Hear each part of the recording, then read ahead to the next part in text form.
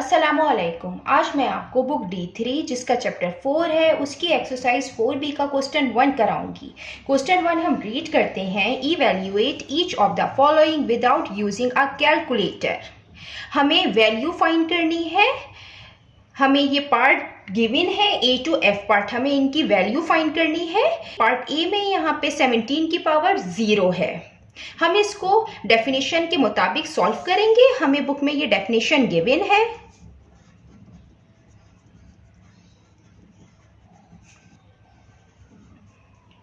इस डेफिनेशन के मुताबिक A की पार्ट 0, पार्ट को इंडेक्स भी कहते हैं, ये इक्वल होगी 1 के। A जो है वो कोई भी रियल नंबर हो सकता है, where A is a real number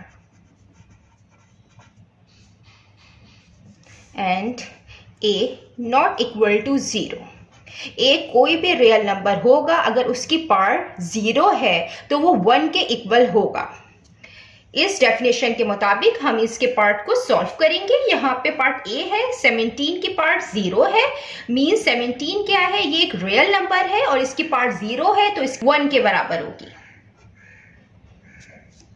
ये इसका आंसर होगा। अब हम इसका पार्ट B करते हैं। ये इसका पार्ट B है, -2/7, इसकी होल पार्ट 0। हम इसको इस तरीके से सॉल्व करेंगे, इसके होल ब्रैकेट में इसकी पावर दी हुई है 0। हम इसकी पावर को अलग अलग करके लिख देंगे लॉ 5 ऑफ इंडिसेस के मुताबिक। बुक में जो लॉ 5 ऑफ इंडिसेस है उसके मुताबिक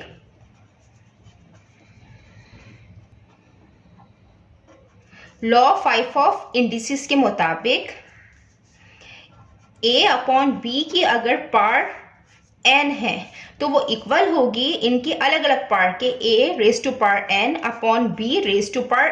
के। यहाँ पे भी हम यही लॉ अप्लाई करते हुए इसको सॉल्व करेंगे। इनकी पार्ट को अलग अलग करके लिखेंगे, -2 की पार्ट 0 लिखेंगे और 7 की पार्ट 0 लिखेंगे, और ये -2 की पार्ट 1 के इक्वल होगी और 7 की पार्ट 0 है, ये भी 1 के बराबर है तो 1/1 1 के इक्वल होता है, तो ये इसकी वैल्यू है। अब हम इसका पार्ट C करते हैं। ये इसका पार्ट C है, 4 × A⁴0। इसको हम इस तरीके से सॉल्व करेंगे कि जो कांस्टेंट है हम इसको एज इट इज लिखेंगे, बीच में मल्टीप्लिकेशन का साइन है और A की पार्ट 0 है, और हम जानते हैं कि A की पार्ट 0 इक्वल होती है 1 के, तो 4 × 1 ये इक्वल होगा 4 1 टाइम 4 के। ये इसकी वैल्यू है। अब हम इसका पार्ट D करते हैं। ये इसका पार्ट D है, -8 × B⁴0, और according to definition A⁴0 equal 1 के। A is the real number and A not equals to 0. So -8 × B⁴0. B is the real number. So B की पार्ट 0 इक्वल होगा 1 के। 8 1 टाइम्स 8 -8 इसका आंसर होगा। अब हम इसका पार्ट E करते हैं। ये इसका पार्ट E है, 72 × C × D की पार्ट स्क्वायर होल पार्ट 0। इसको भी हम इस तरीके से सॉल्व करेंगे। हम लॉ 4 ऑफ इंडिसेस लगाएंगे।